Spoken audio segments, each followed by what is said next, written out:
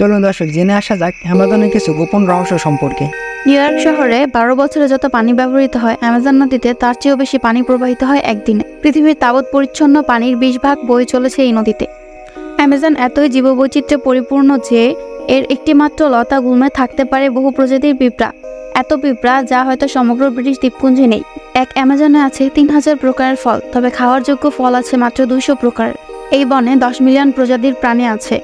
এর মধ্যে আছে 40,000 প্রজাতির মাছ, 1300 প্রজাতির পাখি এবং 2.5 মিলিয়ন ভিন্ন প্রজাতির পোকামাকড়।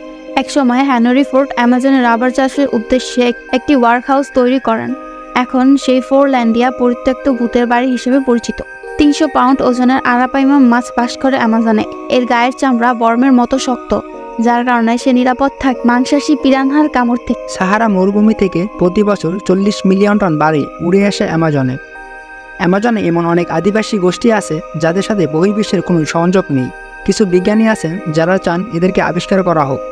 অ্যামাজনে একটি দৈত্যাকৃতি ফলের বাগান আছে যা বিকশিত হয়েছে 3000 বছর আগে।